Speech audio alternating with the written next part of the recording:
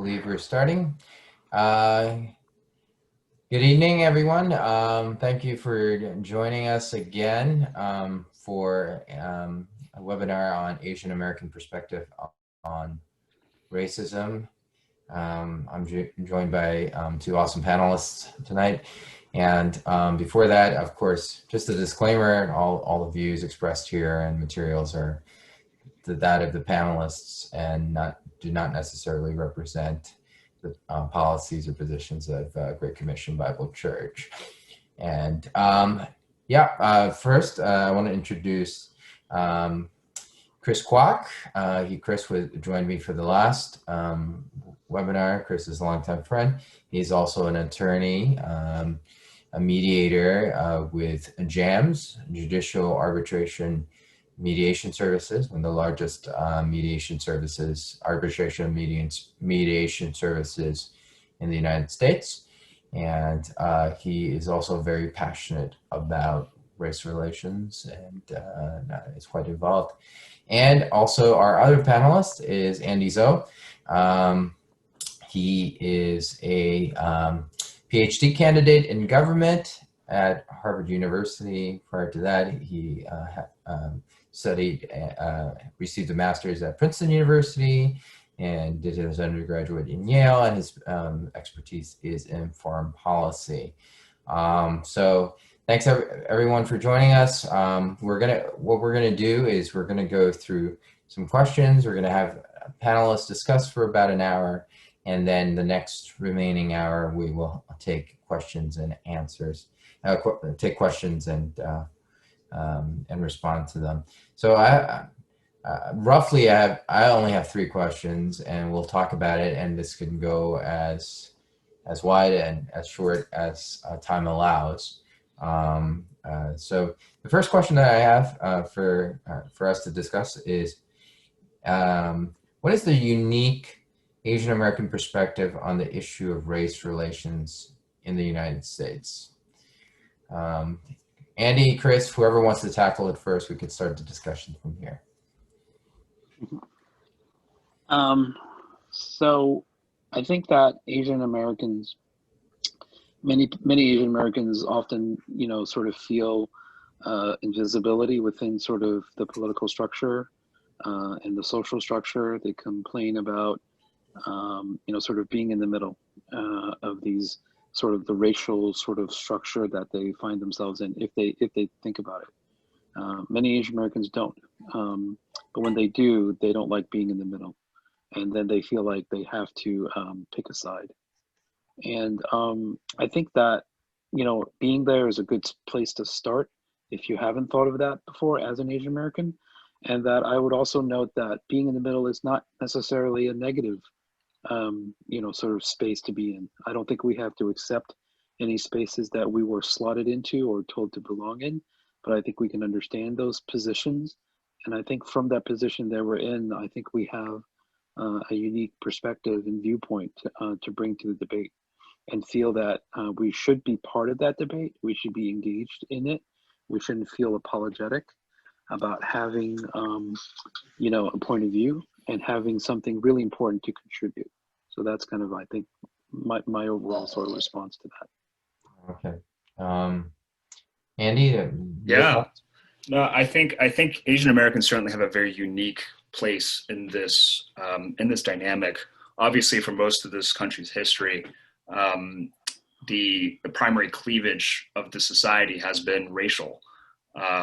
And it has, for the most part, been broken along this black-white dichotomy, right? This black-white binary into which Asians fit in seemingly quite poorly. I think the difficulty that comes with that, I absolutely agree with Chris's point about the invisibility issue, that this country has not been socialized into being attuned to the unique and particular problems that Asian Americans face. But at the same time, Asian Americans, I think, have a very unique challenge in being able to parse where Asian Americans need to be advocating and where Asian Americans need to be learning. And that comes from the very unique institutional structures that Asian Americans find themselves having to confront. Obviously, I think Asian Americans are, unique. One thing that distinguishes Asian Americans from the black-white dichotomy is the fact that many of us come from more recent immigrant families. Most of us are not as deeply established in American society as many other people in the society are. And so it does take time to be able to figure out where one fits in that. Now, the institutional landscape that we have arrived in as we come into this is in some ways sort of stacked against newcomers, right? And Asian Americans, oftentimes non-white people, right? Many of those institutions were designed that way. Other institutions were designed specifically to target other groups, right? To target Black people, right? The African-American community as a result of the legacy of slavery, which is not an experience that Asian Americans share for the most part. And so in the former category areas that Asian Americans, I think we can develop a very unique awareness and to be able to advocate for those kinds of issues and put them on the map and put them into the discourse in a way that nobody else is equipped to do. On the latter set of issues, that's somewhere where Asian Americans need to figure out how to learn. And we have to be able to learn how these institutions are perpetuated within society. And then we have to be able to learn what we can do, not only to make sure that we are not perpetuating those kinds of institutions, but actually taking an active role in combating them. And so this kind of balancing act, this kind of double role that Asian Americans often find themselves needing to play is certainly a very unique position in this. And I think that it's very important for me, as I've sort of tried to conceptualize Asian Americans, there's at least two major ways to be Asian American. And the first major way is that if you're Asian and you're in America, then you're Asian American. So people will say, okay, I'm Asian American. But that's very distinct from when that word and identity was created in 1969. It was created in 1969 out of student protests at San Francisco State in 68, and then at University of California, Berkeley in 69, from Asians who had been in the country, at least by that time, to second or third generation. And they came out of a very specific lived experience. They came out from a very specific immigration story. And when they created that identity in 69, that had a real political meaning. It actually was a political identity. And at right around the same time, 1965, that's when the immigration laws in America become deracialized because of civil rights movement, because of the African-American freedom struggle. And that is when the key is unlocked, the beginning of when most of us came, because the vast majority of Asians come after that. They come, and some of them think of themselves as Asian Americans, generally in the census category, just I'm Asian in America, but they're very much divorced from that political meaning. And then others who perhaps come as adults never think of themselves as Asian Americans. They're Chinese in America, they're Koreans in America, they're Indians that have, they feel further from the Asian American identity. So it's a very complex identity. People belong to it in different ways. And I think that sort of explains why our political discussions, whether it be online, and they actually happen online, because our political discussion as a community does not happen in the New York Times, in the general sort of like public sort of discourse. So that's another sort of mark. We don't have our ideas. Our marketplace is very fragmented. It's on Facebook, it's on WeChat, it's on whatever, sort of like community that we sort of belong to online. So that is one of the issues with the community, is that it's got multiple sort of definitions as to how we belong. And I think that really sort of complicates matters, both for policymakers and for the people that nominally belong to those categories. You mentioned fragmentation, Chris. Do you see some kind of in the present time, do you see some coalescing of this fragmented identity? I understand that the identity is quite fragmented to speak of. You're encompassing the whole continent of Asia. I see fragmentation, increasing fragmentation. And the people that are most nominally sort of active are generally sort of the people on the left and the far left of the movement. So they tend to have, I think, a purist sort of like, absolutist form. Like it has to be about these particular ideas. It has to be about defunding the police. Otherwise you can't belong. So that makes the discussion difficult for people who are perhaps just new to sort of like political identities, or, they don't understand the Asian American identity beyond just a simple I'm Asian in America. Because I think that's where it belongs. It's like census category. Yes, I'm Asian in America. I'm Asian American. Check. Right. But that just begins the conversation. So, and, most people don't have the time or luxury to sort of dive into the history if they haven't had a chance to learn about this, and very few people have. They don't dive into the history and are politically aware. And I think we're in a time now where we're calling for that type of political education. It's needed within the community. So there's great fragmentation. South Asians, also have an issue with Asian American identity because they weren't here in great numbers when that identity was created. The three groups that were here was the Filipinos, the Chinese, and the Japanese. So those three groups were here. And then after 65, it's the rest of Asia. And they're now the majority of the Asian Americans. Yeah, if I can jump in briefly, Yeah. I think what is unique about the Asian American identity, and perhaps this is a feature that maybe also be shared with Latino and Hispanic identity, which is that I think it is very much in a state of flux than say African American identity or even white identity, and that I think even generationally.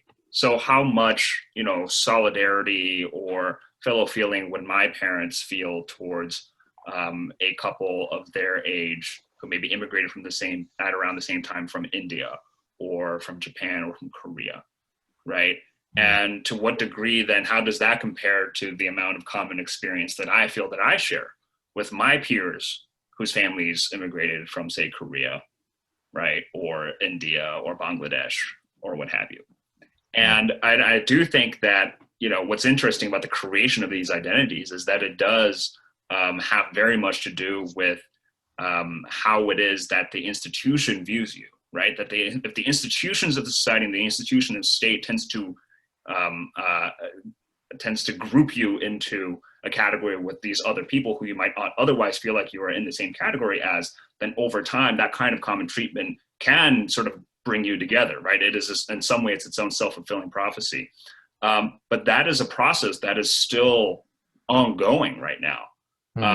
And the dynamic of that is going to be very different from, say, the creation of African-American identity, which was tied deeply into the deliberate erasure of the origins of African slaves who were brought to the American continent throughout, hundreds of years of that history.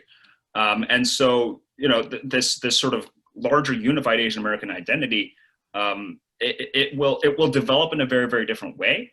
And it will, I would be surprised if it ended up developing into sort of a block in the similar way that, say, many people conceptualize sort of the African American community, right? The single Asian American community, we, at least in my perception, we don't quite see it yet, right? I think generationally speaking, with successive generations, we see, I think younger generations tend to see more common experience or experience or feel more of that common experience than older generations do. Okay. So yeah, that is still sort of a work in progress, but it will not reach the same steady state, I think, that other kinds of identities have in the society. Yeah, I've struggled with it because I've been interested in the Asian American identity and movement since I was in high school, and I studied in college as well as in law school. And one of the things, and it took me a long time to sort of wrestle with it for myself as a Chinese immigrant who was born in China, came here when I was young, grew up in Flushing, proud Chinese person, proud Chinese American, also very attracted to Asian American political identity. But I gave it up for a long time because I was just like, I don't know how to choose. It's all too esoteric. But I finally, well into my 30s, was like, oh, I don't have to choose. I can be all of them all at once. I can be members of them. And some of them are very much, they're imagined communities, as they like to say in anthropology. They are a political identity. It is an imagined community. We can belong to the Asian American community We can be a Chinese person culturally in some ways. We can be Chinese American. And I think when I came to that, belief about myself, I was able to be a part of that. Be like, I get it. This is an imagined community. Okay, this is it. I belong to it. We're here together to work politically, because you kind of need a large platform to work politically together for ideas that are for the good together. And once I came to that, sort of belief for myself, I was able to join it in a way that felt natural. Whereas before I was like, oh, I don't know if this feels natural to me. But once I accept its artificiality without sort of like it being fake, I was able to sort of more participate. So and feel like I could be a leader in it. Yeah. So going back to kind of what Andy said before about like certain challenges that Asian Americans face when they come into the country, some systemic challenges or societal challenges that are unique to maybe unique to Asian Americans and the Asian American experience. And also what you guys were talking about, the fragmentation. Are there, and this really goes, are there like specific issues that all Asian Americans necessarily face when they're like victims of racism? If maybe you could speak to that. Like, are there specific challenges and specific issues that they face that are unique to Asian Americans when they're facing racism in America? Yeah, I'll take a stab at that. The central, if you think of like America as a biblical story, the original sin of America is slavery, and the slavery and its effects and its counter effects are essential to understanding sort of American law, institutions, and history. And America is very much focused and also not focused on it, depending on the sort of the strength of the African American freedom struggle. After the end of slavery, that's when Asians start coming to America in large numbers for the very first time, the Chinese for the very first time. And then they become actually a very important part of the story. But because the focus of America is so much about slavery, and there's almost so much problems like they can sort of like talk about at the same time. The problems of Asian Americans and Chinese Americans and the discrimination they face seem to almost like pale in comparison. So we don't know sort of like how to talk about it. And we feel like, well, in comparison to slavery, perhaps we shouldn't talk about the Chinese Exclusion Act or, differential pay. And, thousands of African Americans were lynched, but only hundreds of Chinese were lynched, so we feel like, but I feel like we should get over that, because when we talk about those things as Chinese people or as Asian Americans, we're fighting the same thing, which was sort of the racist sort of system that kept this country only for whites, and non-whites, whether they be Black or Asian or South Asians or others, suffered discrimination at perhaps different levels. But so I feel like Asian Americans have these issues to talk about. We shouldn't be ashamed to talk about them, but we do need to know history. We do need to know our place in it. We need how to talk about it in an intelligent, compassionate way, but we should never be embarrassed because our issues don't seem nearly as terrible as others. So I think that we need to come to grips with that and then participate in a way that we feel comfortable, in a way that is cognizant of our role in American history, a critical role. Yeah, and I agree with that. And I think, the way that I think about it, the key is to be able to speak out about particular injustices in their own right? And not to say that they should be presented in a vacuum or without context, but to say that, this is an injustice, and to desist from the temptation to try to compare, right? Or to try to legitimize its magnitude by comparing it to these other things or drawing analogies with other kinds of issues, because that's a kind of conversation that I've found has no winners, right? It's very difficult to try to get into a conversation about, I think that the industry terminology for this is oppression Olympics, right?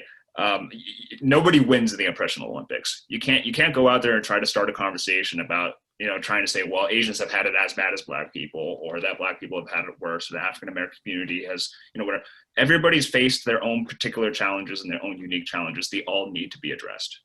And I was going to say, and I think it is important to be able to address those in a way such that they are not detracting from each other, and that they keep, as Chris was saying, keep the focus on sort of the ultimate cause of all of it, which is the institutions of power that have kept white people, at the top of the political order for most of the history of this country. Yeah, when I think of Mahatma Gandhi, when he started, getting into civil rights and kind of like a movement, was in South Africa, and it started within the Indian community in South Africa under apartheid, and certainly there were injustice. If you compared those, maybe you could, an argument can be made if you compared injustices suffered by Indians under apartheid South Africa, it was maybe less than those suffered by the Black population in South Africa. But I think along the lines of your argument is that injustice is injustice, and you don't want to, and kind of tying what Chris is saying, you don't want to say, well, I'm not suffering less, therefore my injustice is somehow okay compared to somebody else's injustice. I think, it needs to be tackled regardless. I think that's important. Yeah, and I think one of the things in understanding American, sort of the American system, is to look at the larger sort of Anglo-American world and its colonies. I mean, this is sort of getting a little sort of big picture, but if you look at sort of the current world that we live in, it's the Western world, and it's sort of mass media really is pervasive throughout the world, but it really was the Anglo-American empire and the colonies. So you think about South Africa, you think about Australia, you think about America, they kind of all had the same sort of similar structures. They were very successful in building the world they wanted. They sort of subjugated the peoples that they encountered. And for the last 500 years, if you look across these countries, actually, very similar things happened to the native people they encountered, sort of as they went, the process of colonization. So, the process of colonization around the world actually has a lot to do with contemporary American society. So because many of us are Asian Americans and Chinese, we have experienced elements of colonialism within our own history. So we should understand that when we oppose colonialism, it's also opposing sort of systemic racism and discrimination that exists in this country. It's all part of the same sort of strand if you pull it back far enough. And you don't have to go back too far. It's about 500 years is the rise of like the Anglo world, which continues in the American world. Before that, England was a backwater. Yeah. Chris, you opened a door that I'm glad that you opened, and that's why Andy's also, it's great to have Andy here with his foreign policy background. And that is, beyond race relations in America, when we talk about systemic racism, right, it's not just in America, right? And I think there is a system that was created, a global system, right? It very much is descended from the Anglo sort of English Empire. When it set after World War II, America sort of took up elements of it, and America sort of after World War II had this whole freedom rhetoric that we saved the world, we're the best, and that wasn't exactly true, if you think about the Chinese Exclusion Act, 1882, no Chinese may come into America. It gets repealed right after Pearl Harbor, when China and the US become allies. And Japan turns around and says, you guys won't even let Chinese into this country. You guys are the racists. And America's like, oh, we better clean that up really quick. And so they got rid of the Chinese Exclusion Act. So when we look at domestic things in our history, we should always remember, particularly because of our immigrant sort of histories, these are intimately tied to sort of power relations between countries, the movement of people, colonization, things like that. Well, here's a question for you guys. I mean, and this kind of, maybe Ray, if you could, we could put on the second question, but this is the second part of the question. But this allyship, and I know Chris, you authored a paper about the specialized high school exam in New York, and that was published in UC Berkeley Law.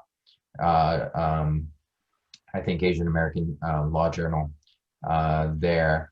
And you talk about allyship, but then you talk about lasting allyship that requires the issues that Asian Americans face to be addressed, and the obstacles to allyship.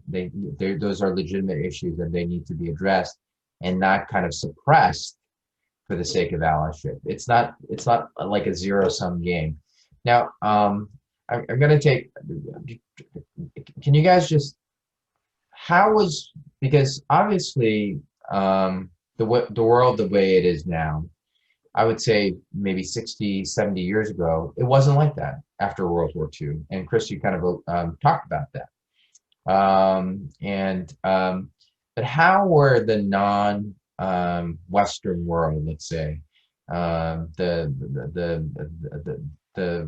non-white world, as it were, how are they able to kind of find allyship with each other, and kind of through the UN and through a certain other, how are they able to overcome their challenges and their prejudices towards each other and their preconceptions towards each other and stereotypes, and find lasting allyship? Because I think we still see that allyship in such institutions as the United Nations, and China is a big part of that, and India and other members of the developing world that you could say some are now already developed. Well, one of the things that is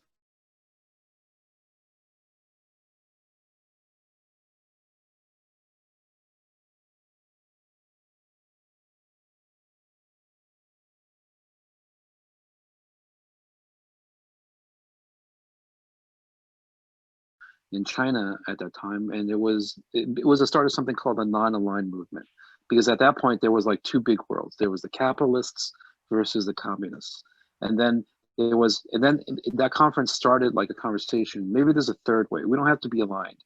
Why do we have to be aligned with colonists? We want to be free. Maybe colonies shouldn't exist, right? And that inspired African Americans at that particular time. They've been fighting for a long time. But that was the beginning of the new civil rights movement in the 50s that was inspired by people from Asia, right? So a lot of people talk about, hey, we're Asians and blacks, we don't work together. Well, actually, if you look at the history, if you look at sort of individual stories, they are there for the telling. We have maybe not heard them, maybe we have not told them, and we have not passed them down. They're not part of our memories, but it doesn't mean that they don't exist. So I think that that's an important part, that we shouldn't tell ourselves like, oh, Asians have done nothing. That nothing could be further from the truth. The Chinese, when they got here in America in large numbers first in 1849, were not citizens. They could not become citizens. They could not vote.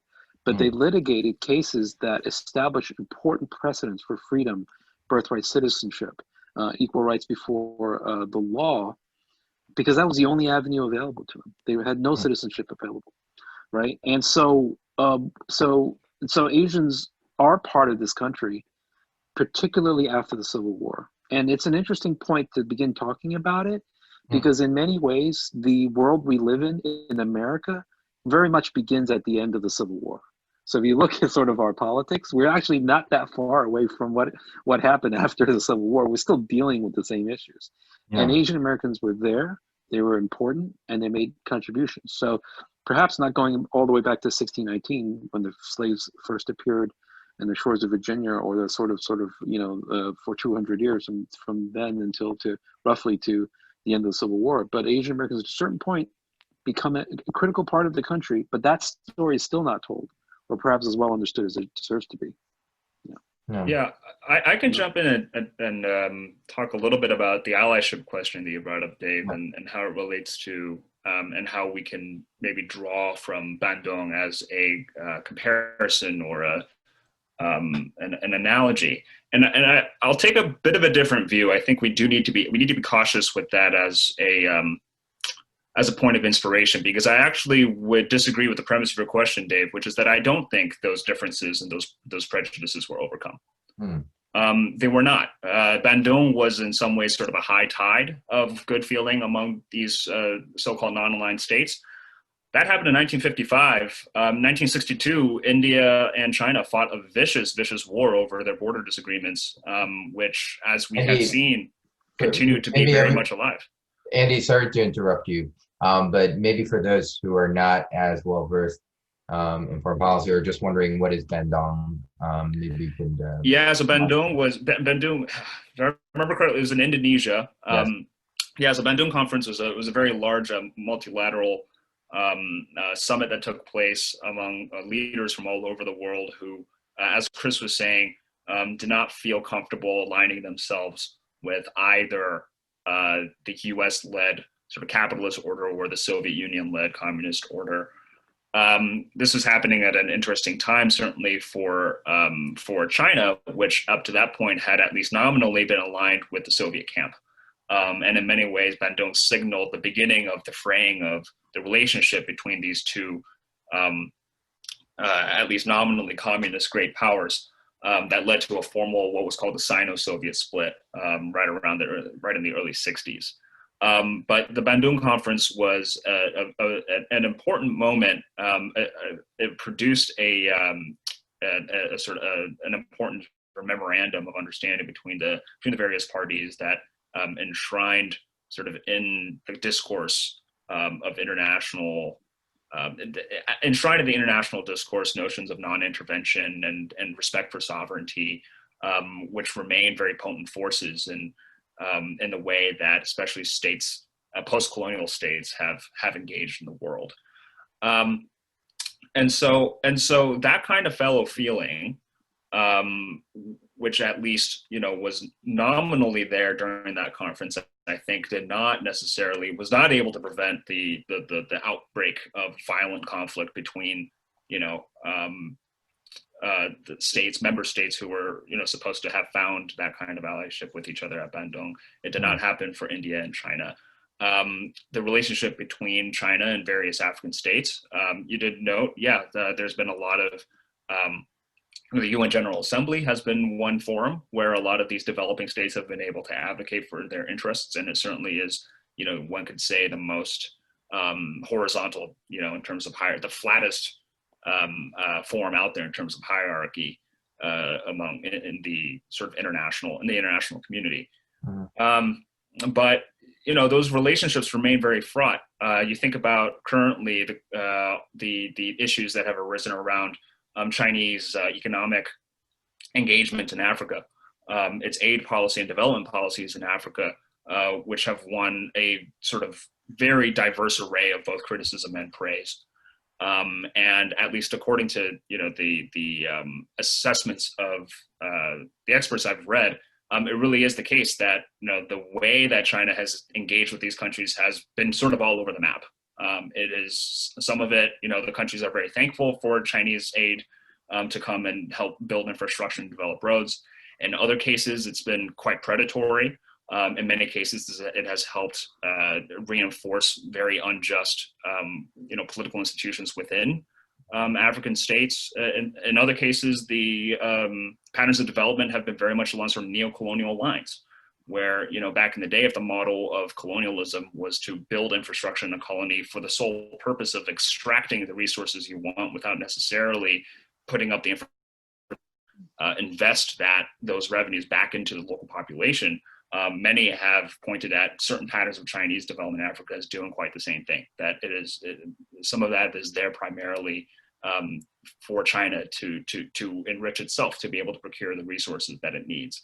And to say nothing of the treatment, for instance, of African migrant laborers in places like Guangdong and Guangzhou, where there's a huge population of African migrant laborers who face very intense discrimination every day. And so at the international level, it is not an entirely rosy picture.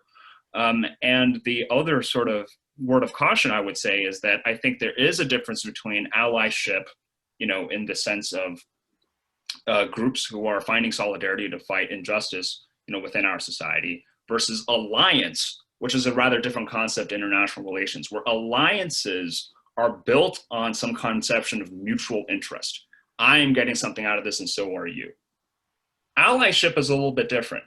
And the way that I understand allyship is that allyship is about recognizing an injustice that is being done and then lending your hand, right? Lending your help to go correct it without any expectation of any kind of, what do I get in return, right? And so to the degree that the Black community, the Asian community can show each other allyship, and in some way it has to be two simultaneous unilateral actions, right? It has to be that Asian communities are coming to stand beside, Black brothers and sisters to say, we see your injustices and we are here to help defeat those institutions. And there has to be a separate avenue of allyship, right, for others, whether it's people in the Black community, Hispanic community, white community, right, to come and also stand alongside Asian Americans in the particular struggles to fight the particular struggles of the Asian American community. But I don't think that the right way to think about allyship is to say, well, we are entering into this sort of, mutually beneficial, relationship. I don't quite think that's the right model. Yeah, I certainly agree that not to paint an overly rosy picture of what transpired after Bandung, and certainly I acknowledge that there were conflicts in terms of that. Right. Things got complicated. If I could just finish. I was just thinking, my question was more in terms of, and I think, Andy, you've kind of touched on this bit. There is definitely a difference between allyship of citizens of the same society vis-a-vis countries of different societies. But there is, but you did tease out the point of there is some mutual, alliances have this kind of mutual interest, but also overcoming differences, right? And certain differences didn't get overcome in a good way after, on the global level. But at least I think there were certain things that perpetuated that contributed to Bandung being, like what you said, a high tide, for instance, feeling that they were squeezed between two major powers and they didn't really want to align with any of them. And there were some mutual interests. And so that's really my question. Like, what can we tease out of what are the mutual interests, and how can we overcome those differences to have lasting allyship? Chris, you were going to jump in. Yeah, I mean, I think that, I think we understood that the Bandung was, its important point was a source of inspiration, and sort of that, sort of like decolonization, sort of non-aligned movement, and that sort of, sort of inspired the civil rights movement to a large degree in America. And then obviously things got complicated sort of on the world sort of international basis. But bringing it back to sort of what kind of common things that we're fighting against is a system that assigns non-whites sort of roles. And so, like, I can talk about, sort of the system. So we live in the West, and we live in America, which is a Western country. And, sort of the system assigns sort of, if you're not white, you tend to be pegged into certain things, right? So if you're African American, they have long been pegged as like lazy, doesn't want to work. They, like those kind of stereotypes. When Asians became sort of, come to this country in large numbers, start working, how are we pegged? We're pegged as smart. We're pegged as working really hard. And so there's a belief, hey, that's a positive. That's not a stereotype really, right? But if you really boil it down, both stereotypes are harmful in different ways. And perhaps for Asian Americans, they are harmful in very subtle and more difficult ways, because you basically still have a master, because your master is assigning you roles, and you're a workhorse, not necessarily the CEO or the leader, but you're just going to like slave away for me because you're going to do this. You're great at it. And we might accept it because we have a comfortable life. We're going to get a certain amount of like, sort of like economic benefit. But if we accept that, then we're still being assigned roles in a system in which we do not have full sort of like the full desire to be whatever it is that God made us to be, and that is perhaps more difficult for people to see when they go, But being told you're smart is a positive thing. I'm not really sure how that's a stereotype. And that was what Asian American movement kind of helped explode, and why it wanted to reclaim sort of, don't call me Oriental, because that's you having the power to name me. I'm going to name myself, and I'm going to free myself from these loving stereotypes, because even loving stereotypes are stereotypes, and in the end they're still chains. So I think that's a long way of saying, when we engage in allyship with African Americans, we're identifying the system and the assignment power that we want to destroy, because we want to turn around the system that says this system should let people develop into who they are, whatever God might have created them to be. Let the system give them the equal chance to do it. And out of that, I think recognition should allyship spring. And that's sort of like, right. What are the obstacles that you guys see to allyship between Asian Americans and African Americans? Yeah. Andy, why don't you go, and then I'll go after you. Yeah, I mean, I see one. I mean, I think it remains the case that certainly from the side of the Asian community, and this is something that I would sort of call on everybody, certainly in attendance at this panel, to reflect on and think about how you might be able to affect this change around yourself and in your community. But I think it's been well documented that the degree of stereotyping of African Americans and the demonization of African Americans remains very endemic among many Asian communities. And I see it certainly around people who I know personally, people who I grew up with, and that already is its own problem. I think it manifests quite perniciously in episodes, for instance, about recent fights in this country over affirmative action and admissions in schools. I'm not talking here necessarily about the SHSAT specific issue, which I didn't grow up in New York City, so I'm not an expert on that. But certainly the cases that came before courts, say about Harvard recently, and the way that there were Asian Americans sort of at the forefront of trying to eliminate these measures that are in place to reverse the many years of institutionalized bias and prejudice against people of color. That was an episode that I found very distressing, and I found very disappointing. And precisely because I think it took the eye off the ball, right? And the ball being exactly what Chris was saying earlier, which is that the real problem in all of this is the institutions of white supremacy, right? And not that the cure for those problems has been has created victims. I think that where in a case like that, for instance, the Asian community and the Black community can come together is to attack conservative institutions of admissions like legacy preference, right? Or things like the degree of athletic scholarships that are given out. And athletic scholarships are an interesting one because we tend to think of that being a channel by which a lot of, say, African American students go to universities on football scholarships and basketball scholarships. But as it turns out in the data, those very prominent scholarships that African American students get are a very, very, very, very, very tiny slice of the overall number of athletic scholarships that are given out, especially at elite institutions like Ivy Leagues, where the vast majority of athletic scholarships are actually being given out to white, wealthy families, right? For sports like hockey and fencing and lacrosse and, a lot of, very capital intensive type sports that are overwhelmingly played by well-off white upper middle class families. So in many ways, and this has been, I'm not the one to tag it this way, but, athletic recruiting, of that kind has often been termed an affirmative action for whites, right? And so these are the kinds of institutions that we can break down. And it is very unfortunate when I see, for instance, arguments being made that affirmative action is taking places away from Asian students. I've, been to some of these institutions.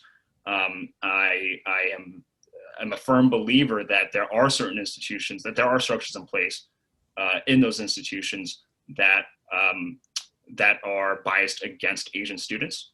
Affirmative action is not one of them. I would attack legacy preference. I would attack, athletic recruiting. I would attack even, softer types of stereotyping, the types of thing that Chris was just talking about, where this is something that is often referred to as stereotype threat, which is that Asian students face an additional burden not to conform to a certain profile. And this has been documented, I think, in journalistic accounts and others, where if you play the piano and the violin, and you want to study bio and you want to go to med school, you get put in a box, right? You get put in this bucket, and you become this like faceless sort of like yet another, Asian kid who wants to do X, Y, Z. And that is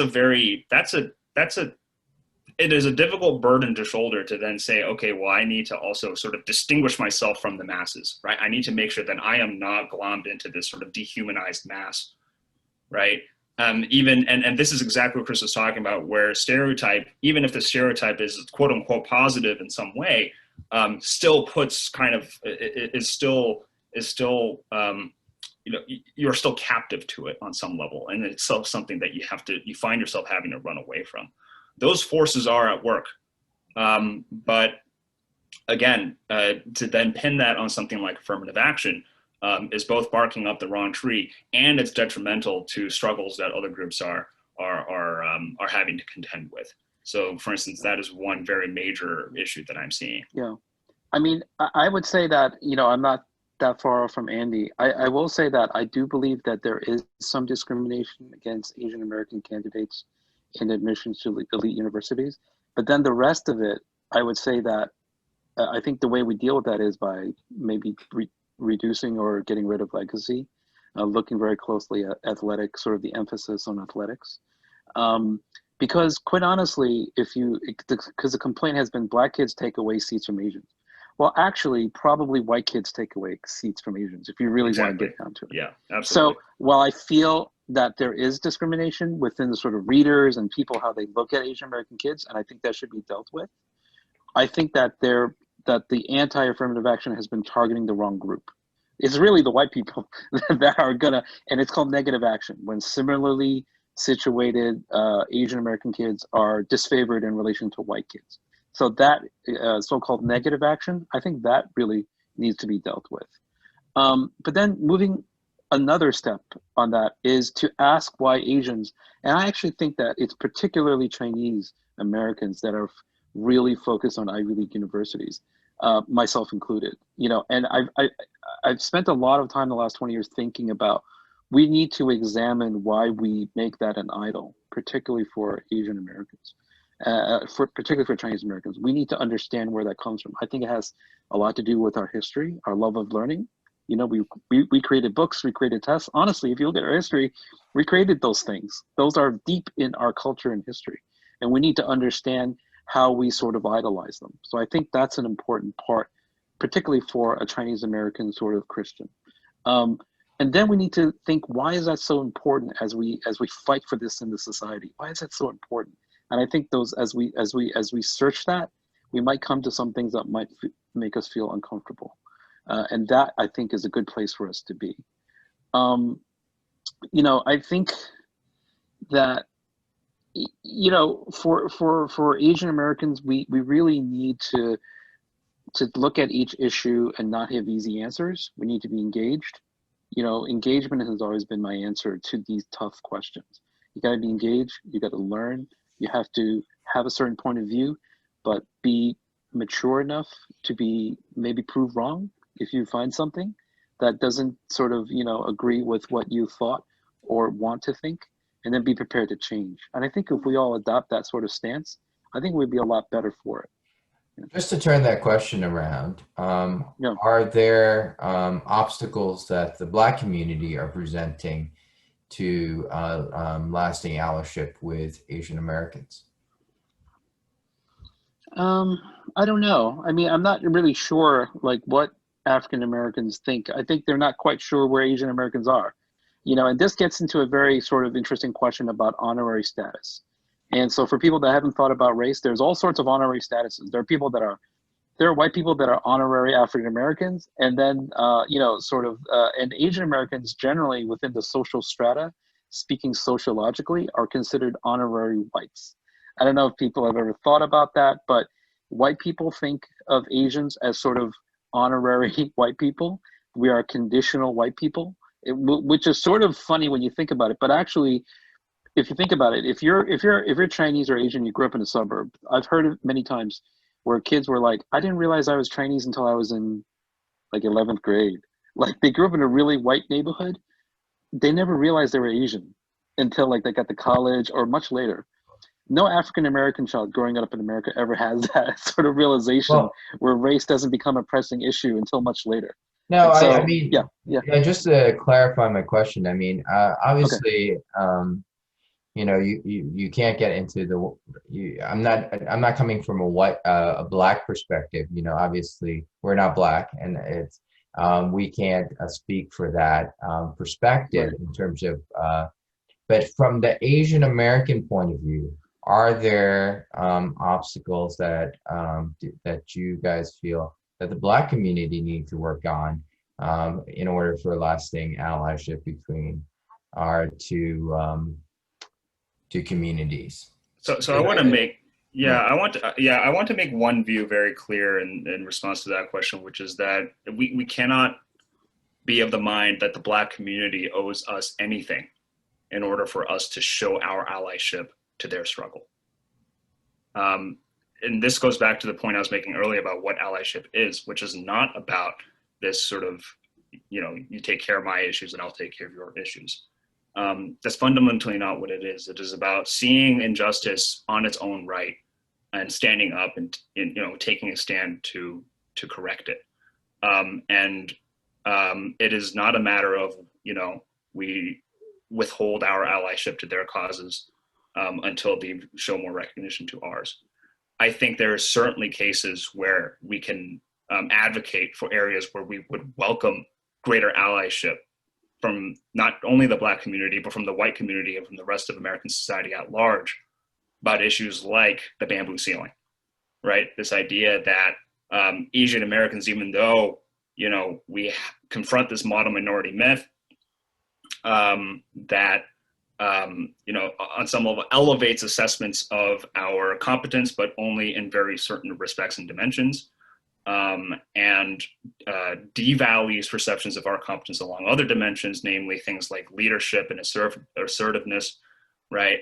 And those kinds of skills that prevents Asian Americans from gaining greater visibility and leadership in the society, right? And I think Asian Americans should be out there saying we welcome allyship on that cause from all corners of American society. The way that I would, sort of put this in the starkest terms that I can, where the allyship concept cannot possibly be one of mutual benefit, is that if allyship were about mutual benefit, then it would not be possible for white people to give allyship to anybody. Because white people have been the primary beneficiaries of institutional, of biased institutions in this country, since before the founding of the Republic. And if white people are to show allyship to somebody, there is no way that they can do that but say, well, you need to take care of something, that I'm struggling with, I'm concerned about. There is no institution or founding institution in the United States that has disadvantaged white people for being white, right? Certainly, I don't think, but certainly there's a difference between white people who are, where the system has worked for them for so many years, offering allyship, and they're not. But I don't think Asian Americans are similarly situated in terms of the allyship that we offer. It just purely for the fact, if for nothing, we don't run the system. The system wasn't created for us, and we didn't create the system. And so we're not similarly situated in terms of allyship. The question isn't so much, I agree with you, Andy, 100%, that allyship in the face of injustice should not be conditional, right? it shouldn't be you do this for me, I do this for you, and you know, we kind of talked about the difference between alliance and allyship. But I think for lasting kind of a kind of a camaraderie there are, and it goes back to Chris's article, there are some issues and obstacles that Asian Americans perceive. And my question is, what are those, and how can we overcome them? Yeah, let me maybe answer your question by giving you an example, a real life example of, and this is something that we've all lived in the last 6 months. And so I'll take everyone back to the end of March, and the beginning of the lockdown in New York City and much of America, right? Much of the East Coast in particular. You know, at first it was I was very focused on anti-Asian harassment and violence. I looked at the history. I've done a lot of work on that. And then slowly, as the first and the second month rolled by, we understood, oh, this is affecting Black and Latino populations disproportionately. And it kind of, so it began to shift there. And then we exploded into Black Lives Matter. And so while I, of course, cared about Black Lives Matter, and of course, that's super important, and it's really, I think of it as a new civil rights movement and creating all sorts of great opportunities for change, I also want to talk about anti-Asian harassment and violence at the same time. And there was a lot of headwinds within the Asian American community, if you were there. A lot of people said, we can't talk about this anymore. We have to just talk about BLM. And I struggled with that for about 2 to 3 months because I couldn't sort of square those. I was like, I don't think we're not supposed to talk about it. I think it's okay to talk about BLM and anti-Asian harassment and violence. I think it's, but there were a lot of people who felt we couldn't talk about it. And so I continued working on anti-Asian harassment and violence, also talking about and supporting BLM. And I went to my fellow African-American activists and people that I work with in my space, which are lawyers, you know, sort of mostly, so it's sort of professional groups. And I said, hey, look, this is what the conversation in the Asian American community. Like, we're not supposed to talk about it. What do you think? You know, and they were like, we think you're nuts, you know, and maybe I was talking to a certain segment, a certain sort of centrist, but I thought, okay, it's good because I'm bringing it to you. I hope to be informed. I need to talk about this. I think we're pushing against the same thing. When you talk about BLM, when I talk about anti-Asian violence, we're fighting the same enemy. So as long as I'm cognizant or woke, which I don't like, right? But as long as I'm cognizant, I place it within history. I talk about it together. I talk to you, my allies, and we put together a message that is cohesive and includes us, because the problems that we face don't go away and we shouldn't stop talking about it.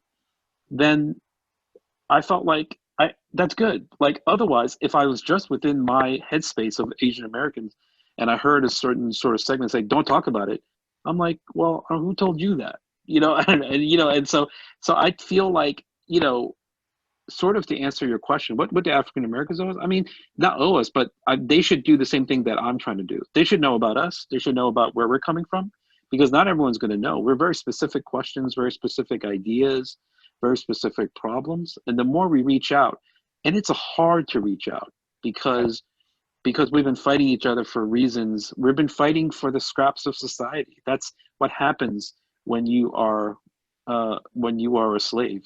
Yeah, you know, when you are a servant. Yeah. Yeah, just to clarify, I mean, certainly not saying that African Americans or anybody owes anybody anything. No, I'm not. To develop that further, because Chris, I know you've been, you know, I think you call yourself a community activist or something. But, you know, just to point out 2 things, right? And one, you wrote an article about, which is the specialized high school exam, where and you noted that Mayor de Blasio and his administration tried to kind of end the examination and, in their viewpoint, increase more African American, Black and Brown representation in those schools. And then I also remember you were also working with community groups when the same mayor, Mayor de Blasio and his administration, I guess not consulting the community in Elmhurst at all, bust in overnight a group of homeless families and house them in a defunct like hotel on Queens Boulevard in Queens.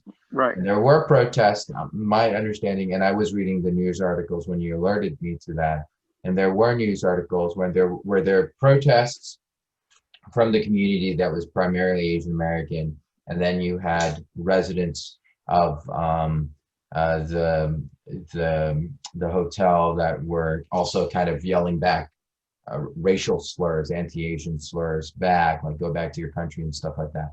And, just on that piece that the reason why I'm bringing it up is that piece that you said, we're all fighting for scraps and so on and so forth. Yeah. Maybe, how do we overcome stuff like that? Well, we have to be anti-Asian violence in BLM. Right. We have to be cognizant of it. Like so if people are following it and you're from Queens, it was along Queens Boulevard, the old Pan Am Hotel, and then they put the homeless people in. And then a lot of people protested, many of whom were new Chinese immigrants who were buying a home in that area, who had bought a home in the area. That was a couple of years ago. And very quickly, I saw the New York Times and sort of like the power press label them as racists. And I was very upset because I said it could very well be racist, but that label seems to be really easily applied. And then recently I saw the Upper West Side. The Upper West Side and the residents of Upper West Side erupted in protest about a hotel where homeless people in. De Blasio came right in, said this is unacceptable, boom, pulled them out. I was shocked. Right. And I was like, does anyone remember what happened in Queens? Because those poor Queens people got labeled racist by the New York Times. Their congressmen or their local representatives refused to see them because they were like, you're racist, I'm not talking to you. But if you were white and you were complaining about this thing in your neighborhood, no one called you a racist. The New York Times wrote a very positive piece about you. So it was very interesting to me because I'm like, it's very possible that they're racist, but maybe the white people are racist too on the Upper West Side, but they're not going to get painted that by the institutions and the press. So they're going to get away with it. But not only going to get away with it, the mayor is going to respond to their concerns immediately. And I was shocked about that. So I thought, de Blasio, you're supposed to be a super progressive liberal. You're supposed to get us as Asian Americans too. But I will tell you that, part of my critique is de Blasio doesn't get us because he sees Asian Americans as like white people, and I've told that to him to his face. And he doesn't respond because he has no language in his head about how Asian Americans fit. His dichotomy is black and white. He has no concept of how to deal with us. And I think that as Asian Americans who are public policy minded, we need to continue battering down that door. We need to continue to say that, to make that point. Because if people that nominally should be on our side and get it, progressive, left, don't get it, we need to help educate them. But we need to do so in a way that deals with the press that paints us easily as racists. If we make a certain sort of stink about certain things that run counter to sort of progressive ideas, like, hey, why are you complaining about shelter? It must be because they're black and Latino. And then boom, it's over because the people protesting are Chinese. And I think that there's a problem here for us because we don't have any power. We don't have political power, and then we don't have social media power to paint ourselves a certain way. And within that gray area, there is a lot of racism within Chinese community and Chinese Americans. We need to deal with it. We need to recognize it, but we also need to separate it from sort of like the more complicated structure that we exist in. This is not simple work. Yeah. And we don't have, and one last point, we don't have a lot of people in nonprofits that are well supported by our dollars, both donations and city-wise, that are there. We have them, but there's not a lot, and they're not well supported. So, sorry, Andi, go on. Yeah.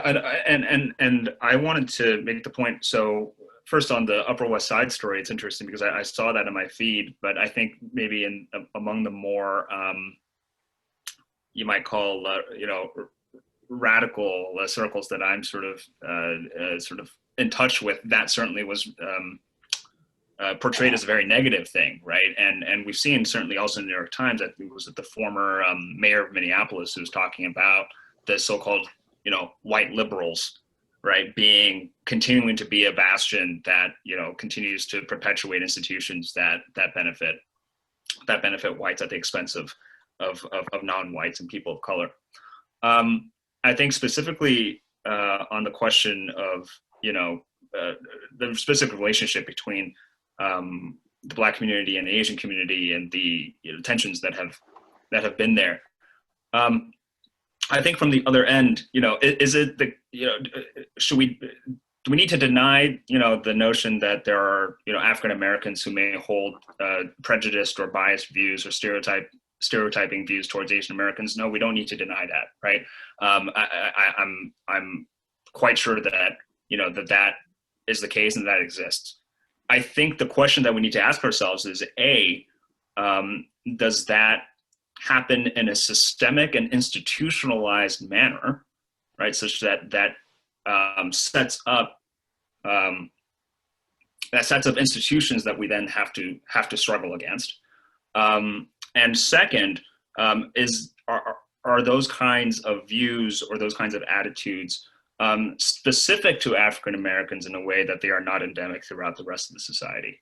And to me, at least my assessment, the answer to both of those questions is no, right? Which is that I don't believe that whatever, you know, kinds of, you know, prejudice or bias or discriminatory or just, you know, sort of unsavory behavior that Asian Americans have had to contend with from, you know, African Americans is anything more than an extension of the general sort of, marginalization that Asian Americans have experienced in American society at large, right?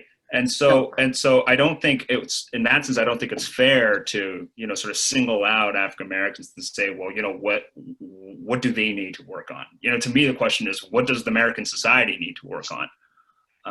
What does America need to work on as a whole, right? To be, you know, adequate allies to Asian Americans and to, you know, to stand with us in our struggles and causes. Well, I think, I'm sorry, Andy, continue, I'm sorry.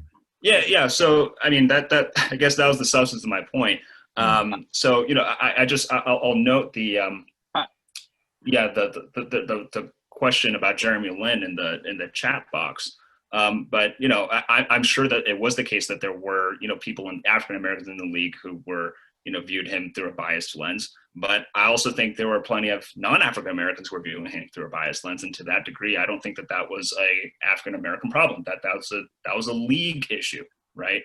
And I want to put a different spin on that, because I agree with you for most of the part, which is that I feel like there probably was African American players who felt that Jeremy was affirmative action kid. Like the NBA is like Harvard, and Jeremy was like the affirmative action kid. And they thought if he wasn't a Chinese guy, he wouldn't get all this attention during the Linsanity. After Linsanity, no one paid attention to him. But during Linsanity, people... Is it because he's Chinese or because he went to Harvard? No, I think it was Barack Obama gave to them that he was right, because he was Asian. But I think what it tells you, because I think that was present in some, if not many, African American players. I think what that tells you is back to my original point. Asian Americans feel like Ivy League University, Harvard, that's our bailiwick. Like that's our special, like we're the special pets. We're smart. And quite honestly, a lot of African Americans feel like, hey, we're great NBA players and we're great. And this is our thing. And this guy's coming in. They are both representations of the same sort of like status of being slaves in this society. We are both accepting that this is our very rich bailiwick. You can't incur into that. But what that doesn't show is that why can't we just be like, this is open, okay, whatever, whoever wants to come in, right? We're both exhibiting some sort of like status of being sort of like slaves there on some level, right? And it sounds like what you guys are saying is that, and it's going back to the stereotype and typecast, to use that word. We're living up to it. We want to protect it because it's our own little slice of the pie. I'm going to give you your stage, Chris, but let me just get this out. It seems that if we're going to talk about systemic racism, and you guys could jump on this, but it seems like if we're going to talk about systemic racism, one of the things is non-whites have been typecast into certain roles, right? And to a certain extent, maybe subconsciously, we've accepted the typecast roles that have been assigned to us, right? Asians are smart, but are suck at, are robot smart, but we suck at sports. We're really, really bad at sports, right? And certainly basketball, we can't figure that out, right? And hockey, it blows people's minds. Like an Asian American on the hockey field, that's just like people's heads explode, right? And blacks are good at sports, but certain sports, right? They don't expect them to go into hockey, for instance, or soccer, but certainly like their basketball, football, baseball, and I feel like that might be an obstacle for allyship among. Is that it sounds like all these prejudicial roles is because we're accepting the typecast that have been, like this kind of play that has been given to us, written by other people, but given to us and told, hey, this is how you should look at Asians, black people, and black people and Asians, this is how you should look at black people. And that seems like not the only, just to emphasize that, but it seems to be one of the obstacles to allyship. What do you guys think?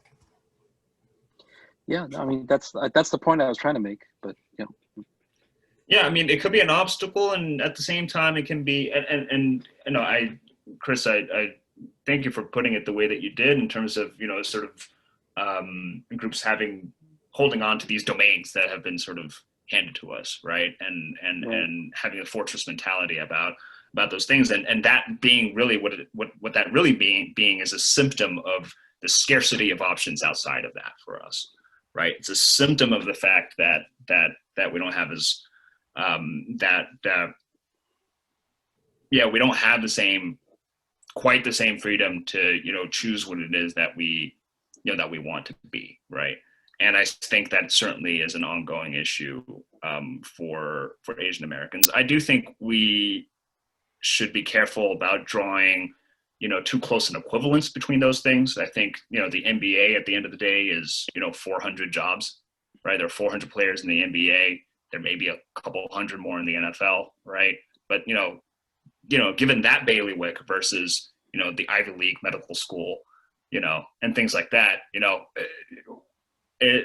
one of those bailiwicks is not entirely like the other, right? But the point is well taken, right? I think the point is well taken. The analogy is the analogy. The point is well taken, and I think on that level, if we can elevate our understanding of these kinds of issues to say, yeah, actually, no, this is actually all a symptom of a same root cause, then that is also grounds for greater allyship, right? To say, yeah, no, there are. The common experience that we face as being subjected to these institutionalized forms of white supremacy is that it does constrain us from, realizing the fullest of our potential, right? Whatever that is. And it channels us into these things.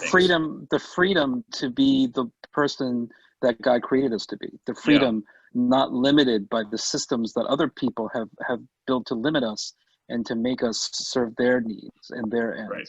We want to be free to realize what God has created us to do, free of these constraints that are invisible and that work invisibly. And if we're not cognizant of them, then we just go along and believe them just to be the world.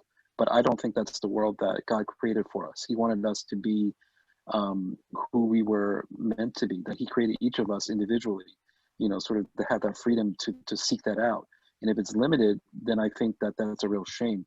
And that is the basis sort of, I think, for, sort of fighting together. I mean, I really think that, if you look at sports leagues, certain sports leagues, as David said, they're very closely connected to the legacies of slavery, how America values the physicality of African Americans. Those are dark legacies that we don't think about, and that the legacies are there, and I think Africans need to be careful about. I mean, I'm not in that community, so it's not sort of like I feel like that's my responsibility to do, but I think I see that, and I see the danger in that. Like what I saw, many African American youth feel like sports is the only way for them to go to college. That's an interesting belief. Like, why is college through the lens of sports? And it's very interesting, sort of like how paths seem very restricted. Like I need to be a good sports person to be a college person because I don't have money, and then scholarship for athletics is the only way. Very few Asians believe that at all, right? We believe in the test. We believe in studying and the test. That's our path, right? And yeah. I'm just gonna. Right, but there's a deep institutional legacy that leads to those kinds of conclusions, right? That's right. Right. That's and right. it can very well be the case that for much of this history that that really was the only way that a lot of African American kids felt like they had a pathway to that kind of education. And it was through the the physical work of their bodies, right? Which goes back to precisely that dark legacy that you're talking about. Exactly. And then for that to be consistent today is mind-blowing, but we need to sit and think about these things. So to wrap up, one more question, and then we'll go into Q&A. What advantages and strengths do Asian Americans possess in developing long-lasting racial reconciliation and justice in America? Your thoughts? Yeah. What do we bring to the table to produce, to get us to some sort of racial reconciliation and justice? We bring an outside lens to the black-white paradigm that I think sheds light on sort of like, that paradigm, that it's not as simple as it presents itself to be, that it's more complicated, that it's still pervasive, that it still exists, and that the work is not easy to help bring that to light. One has to be engaged. One has to be engaged in the long term to earn trust in the community. If people don't trust you, no one will listen to you. If you don't do the work, no one will see it, and no one will. You also need to educate yourself, and that is something that I think that we all need to engage in. And I think that BLM has really encouraged people to educate themselves. Like, what didn't I learn in high school? That I should know.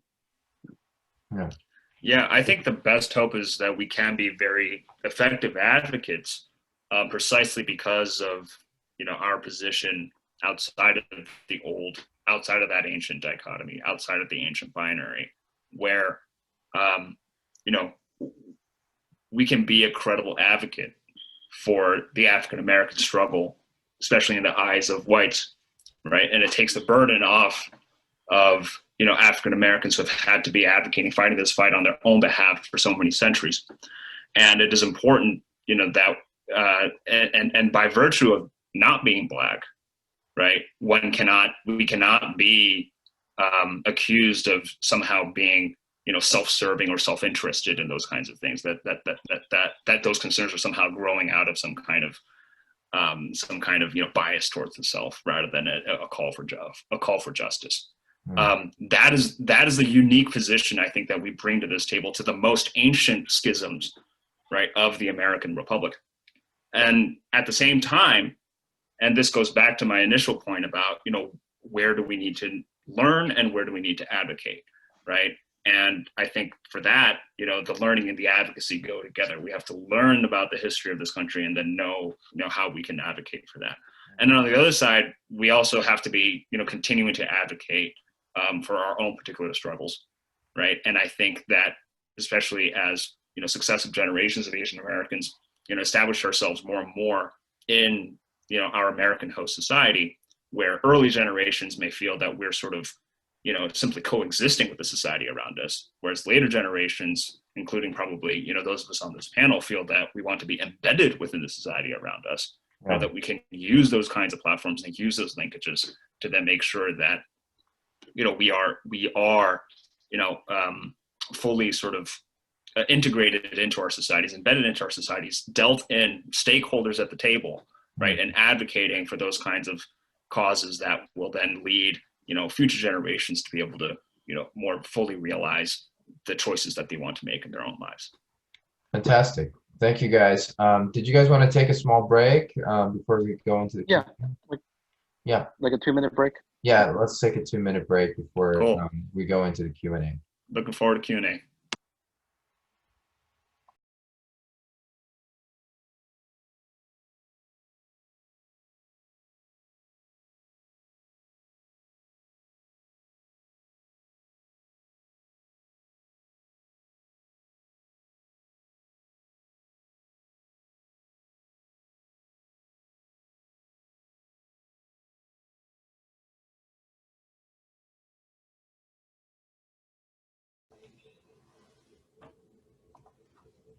While our panelists are taking a break, I just want to reiterate that if you have questions, please put them in the Q&A box, and rather than in the chat bubble. Please put it in the double bubble with Q&A. Otherwise, I won't be able to read two chat boxes at the same time. So if you had previously put a question in the chat box, if you could just and you did not put it in the Q&A box, just take this opportunity to transfer it now.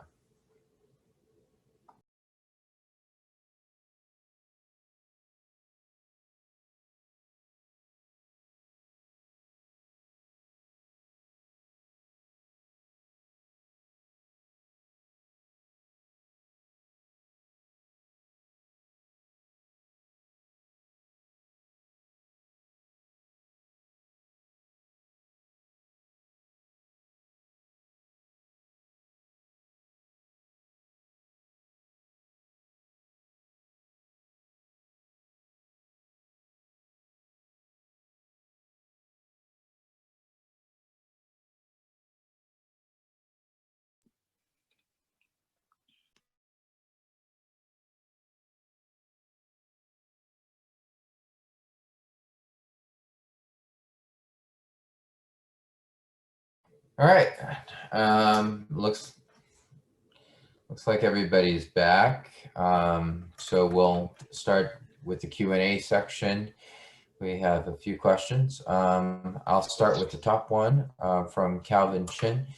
Since our experience is not taught or glossed, I'm assuming it's since our experience is glossed over and not taught, how do we teach young Asian Americans about the injustices and contributions of Asians, i.e. Chinese and Japanese in the late 19th century? Otherwise, they will never appreciate our place in this nation's building. I mean, you can, in California, ethnic studies is part of now required at Cal State University. There's a push for it to be taught in high schools, and there's Japanese Americans have been very, very organized and effective in putting sort of the history of the internment within the U.S. curriculum, U.S. history books. So there's that work that can be done that can make it part of the sort of like mainstream history curriculum. And before that's done, that history can be found in ethnic studies and other classes, here and there in colleges. But it is a real issue. And so like I teach Asian American Studies and Public Policy at CUNY in Hunter. And that's one way that when they get to college, they can educate themselves there. And if before that, when they're younger, which I think is actually a wonderful time for them to learn about it, because it's important that they feel they're part of this country, because they are, and they've been here a very long time, actually. Maybe not themselves or their family, but people like them and things that they went through similar things for at least, 150, 200 years. I don't know. I mean, push for these classes in your sort of local school district. And that's sort of like my answer to that. And without any of those things available, you have to teach them that. Okay. Andy, did you have No, nothing to add to that. I'm by no means consider myself an Asian American history expert or anything, so I absolutely defer to Chris's expertise on that. I'm going to just jump around. There's a question about basically there's a rationalization of African American discrimination against Asians like Jeremy Lin, but don't you think that as an oppressed people, they should know better than to discriminate against others, especially with racial epithets? I'll take, yeah. So I see that the question is addressed to me specifically, and just because racism or discrimination can be rationalized or explained doesn't mean that it's right or anything, right? So we'll start with that. So I certainly don't condone any of that kind of behavior or or those kinds of viewpoints expressed by African Americans or others towards Asian American people. What I think is important to bear in mind is that oppression is not on its own a common experience, right? Clearly, it has not been. The Chinese people, and Koreans and other Asian Americans have experienced their share of marginalization. That doesn't mean that gives us particular insight necessarily into the experience of African Americans in this country. And the converse is also true. African Americans have been told that they do not belong to structures of power in this country, to structures of franchise, of full citizenship and political community. At the same time, I doubt many of them have ever been told that they do not belong in this country at all. In fact, African Americans are, the primary group of Americans who were originally brought to this country against their will. And so, that is the work that everybody needs to do, right? And to understand that just because, I've faced some kind of oppression, that doesn't mean that I know what you are going through, or that if I don't see that you're going through something, that you must not be going through it, because I know what it means. Like, I know what it feels like to go through something, right? Those equivalences don't hold. So even if you ask, well, haven't they experienced depression? Shouldn't they know better? You can ask exactly the same question of Asians, right? Or of anybody else. None of us are exonerated in this regard. But I think we also have to be very clear and very clear-eyed about understanding the distinct and unique experiences of different groups, right, as they have been subjected to by, the institutions of this country that have been, in many cases, quite narrowly targeted at certain groups. Yeah, and I certainly think that there needs to be, people need to kind of step out of the box of this stereotypical thinking. I just remember many years ago we lived in an apartment building in Flushing, and I was walking out, and these African American black American kids were running around, and they saw me and they yelled some kind of ching chong. I can't remember. It happened so long ago. But Right. their father, who was there, immediately told them, "Don't do that. We're all in the same boat." Mm. And sadly, I think that doesn't happen enough.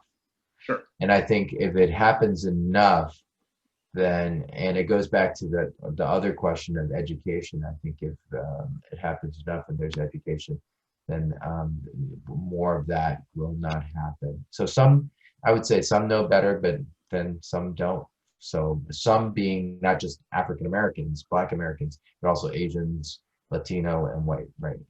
Yeah, and I was also saying, the other major axis of sort of discrimination that's been highlighted, for instance, in the African American community, is the prejudice against LGBTQ people, right? And that is one that has been highlighted very much, certainly by LGBT Black activists within that community. And so, it just goes to show that, being a victim of, many axes of oppression does not give you particular or unique insight into all axes of oppression.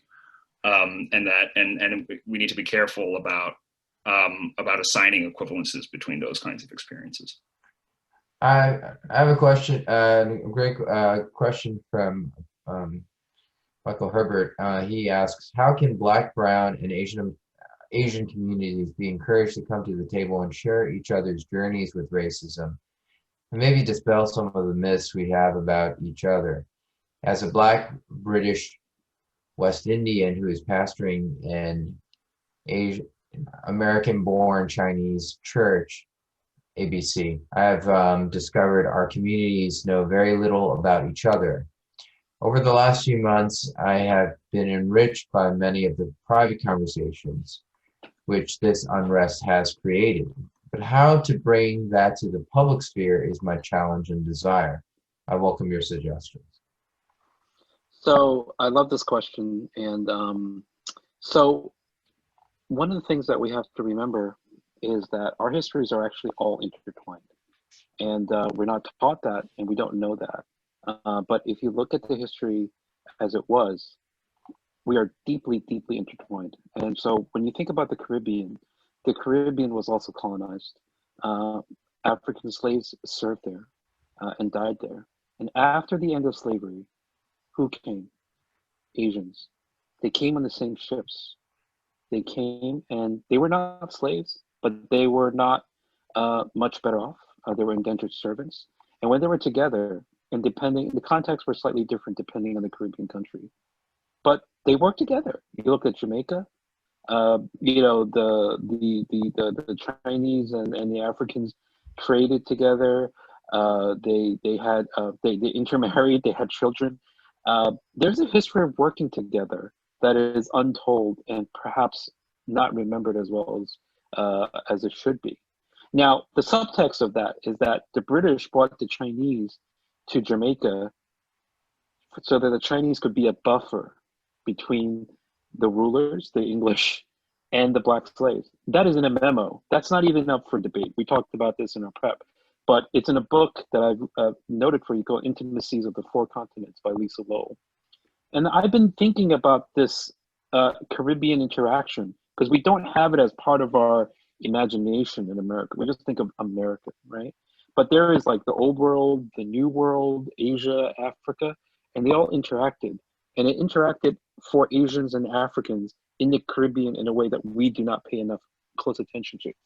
If you look at the food, Chinese food had a huge impact on the foodways of the Caribbean. A lot of the food that we think of as Caribbean was in part influenced by the Chinese. In Cuba, they make a pig in something called the Chinese box. You know, the crispy skinned pig, the way that Jamaican food is spiced. So we don't think of the fact that we have actually been together. I'm talking about Asians and Africans. We've been together in the hard parts of history, in the bowels of those ships together after one another. And then we come to another country and then we feel very separate, like we have nothing to do with each other. Nothing could be further from the truth. And so I think an exploration of that history, and they'd be like, oh my goodness, wow, we are actually bound together and bound by many of the same structures. And so if we want to come together to fight against these structures, we should fight together too. Not fight white people, but fight against these structures because there's plenty of white people that are getting it and understanding and want to fight against it too. So I think there's lots of sort of, you know, ways for you to sort of bring that together because the history is there, but we're just not aware of it. And I was unaware of that until recently. But once I started thinking about it, everything seemed to make sense. You know, you look at all the Chino Latino food, you look at, you know, all of those things. There was wonderful cultural melding and people working together in a way that we want to do now. But guess what? That happened before, you know, but we have amnesia about it because we come here and Asians and Chinese, you know, we want to be white. We look at the country and we go, do I want to be a white person or do I want to be a black person? They're like, of course I want to be a white person. They're the ones in power. So let's be them.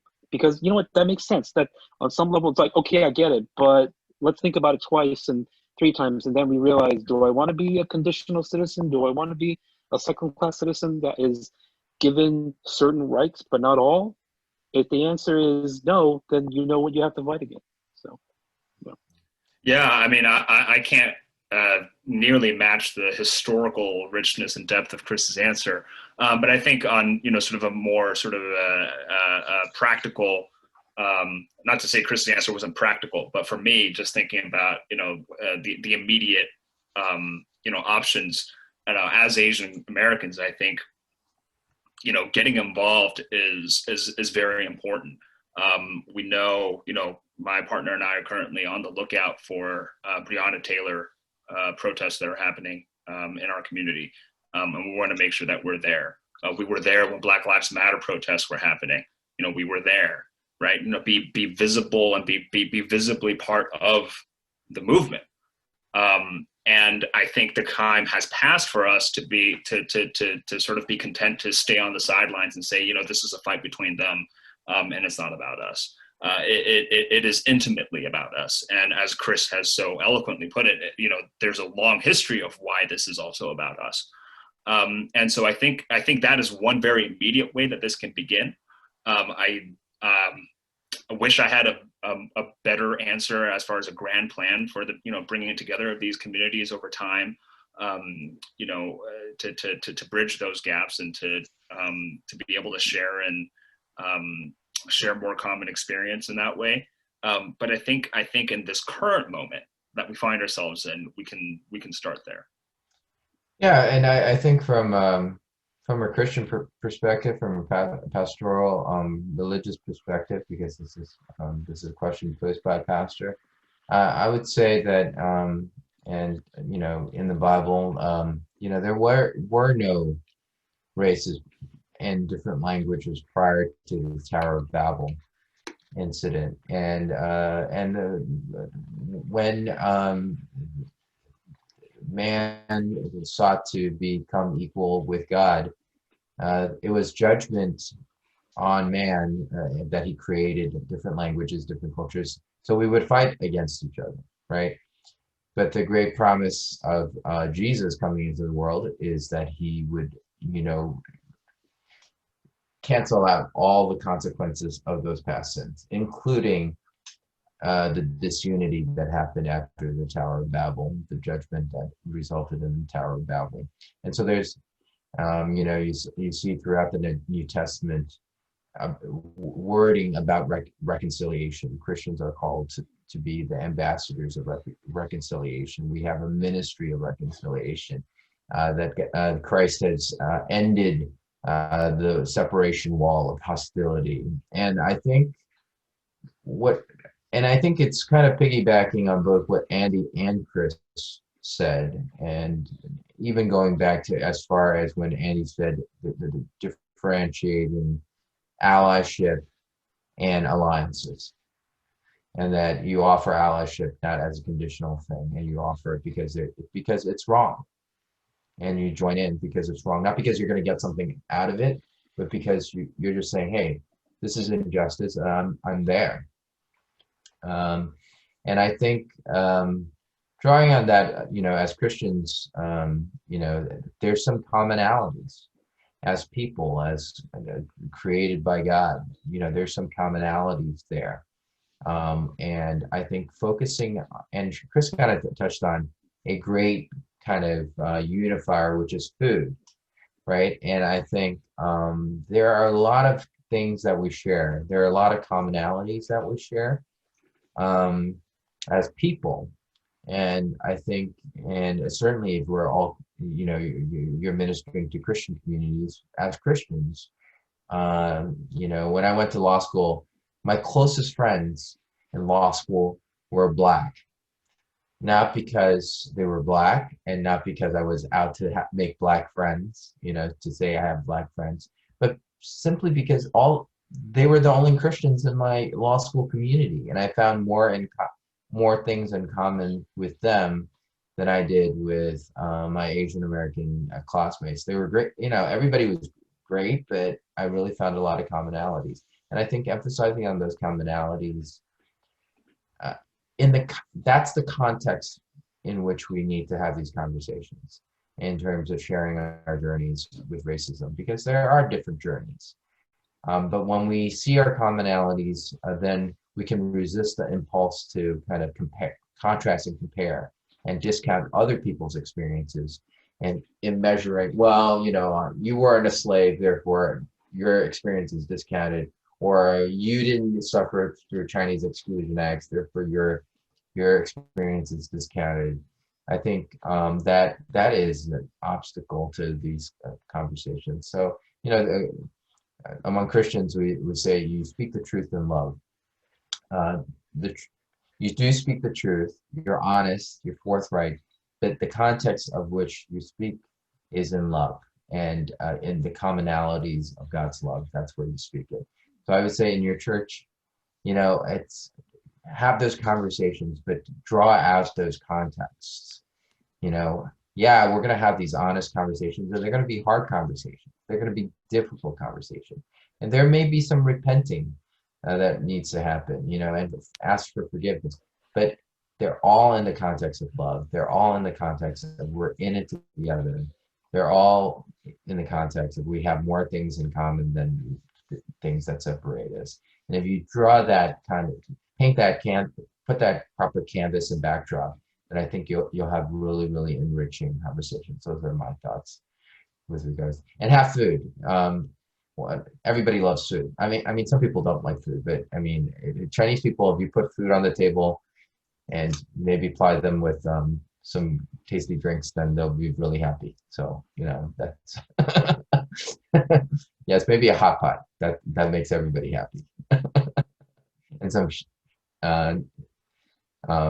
Shandong beer, but only if your denomination allows for it. Qingdao beer. Okay, let's move on to another question.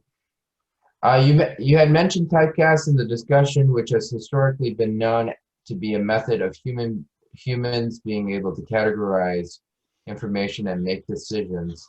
I think the question might not be about typecast, but what is it about society that allows those typecasts to become racism and methods of oppression? What can Christians at large do to address this? And then what can Asian American Christians do to address this? I'll let you guys take a stab at it, and I'll give my 2 cents as well. Yeah. I mean, if you look at let's take a question. I'll give you a real life example of how a typecast becomes racism. When the Chinese started first coming to America in 1849, not too many Chinese women came with them. And so many of the men actually started marrying white women. And once America or Americans started seeing that, they're like, there's no way that these Chinese guys are going to be married to white women because they're not citizens, they're not our equals, and it cannot be. And what they did was they started legislating. They created law after law that would bar white women from marrying Chinese men. What were those laws? The laws were like, if you're a white US citizen woman, right, and you marry a Chinese person, you would automatically lose your citizenship. So you would denationalize as soon as you married a Chinese person who was living in America. And then what else? So Chinese people had restaurants. And actually in the first few decades, many white women worked as waitresses because they were coming off the farms. There was no other work. And they would find work as waitresses in Chinese restaurants. And they also did not like that. So they legislated that you could not work in a Chinese restaurant as a single woman because you could be subject to the whims of your Chinese male boss. And they created all these things, these laws, and then they sort of put things into sort of political caricatures and things like that to sort of denigrate the image of the Asian male.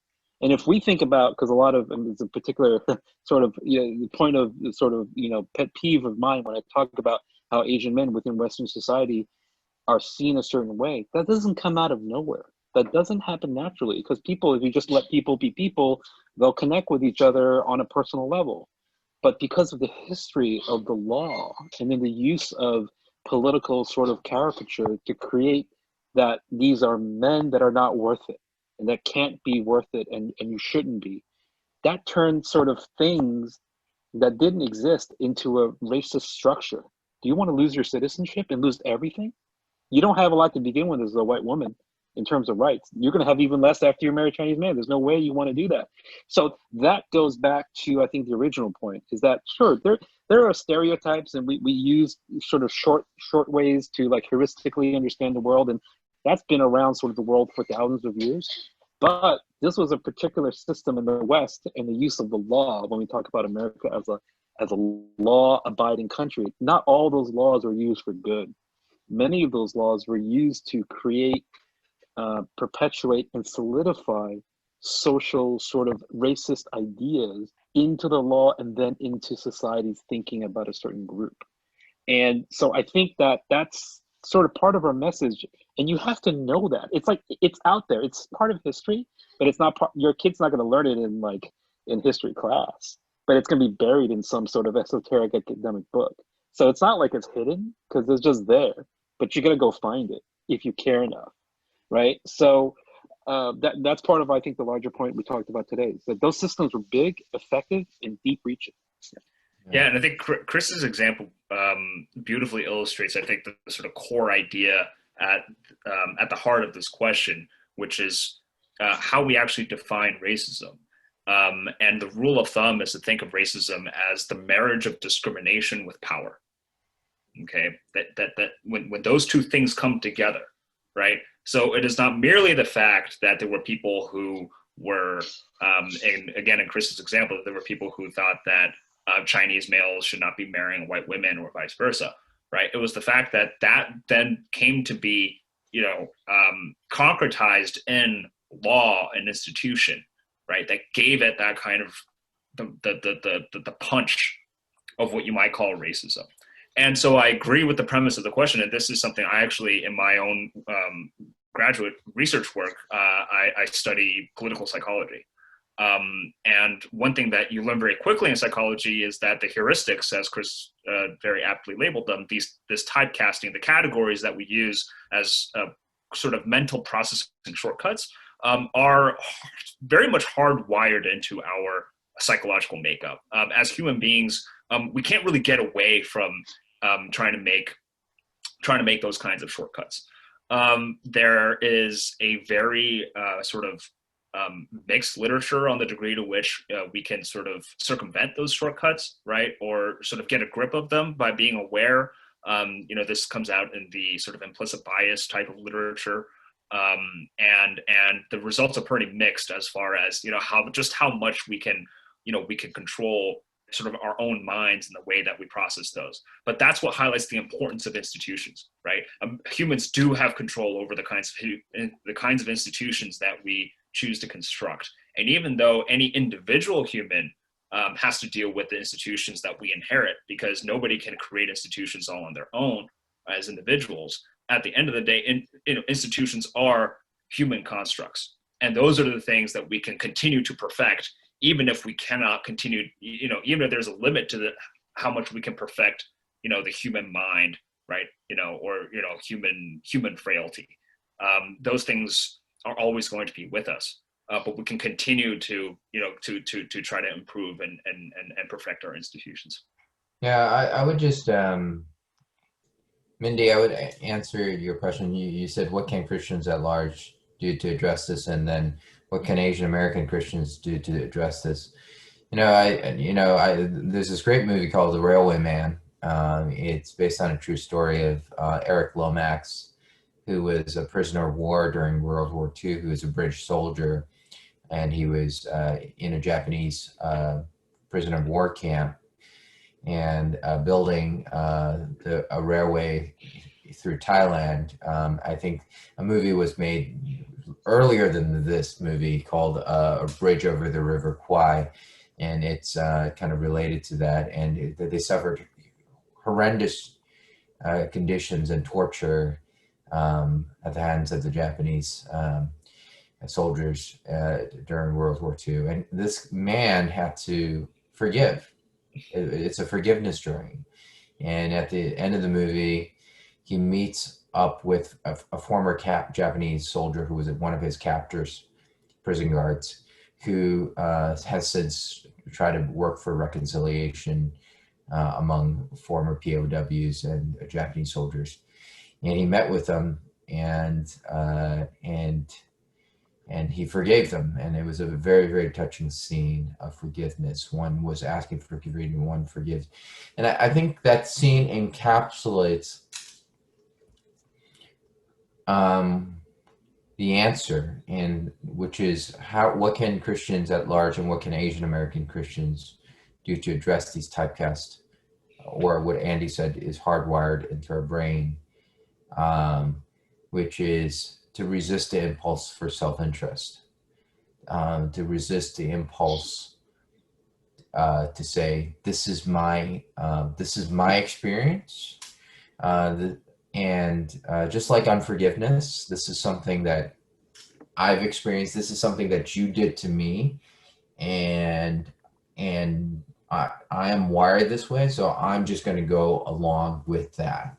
And you, on the flip side, you could say self-interest is hardwired into people. And so this is my self-interest, and it is not my self-interest to kind of fight against these typecasts of other races and so on and so forth. And I think, and that's really difficult. But as Christians, I think we know that we're human, but at the same time, we have the power of God to overcome these things. And I think one thing that the movie didn't really highlight was Eric Lomax was quite religious, quite devout Christian. So that certainly helped him to overcome some of that desire for revenge and hate. But I think, I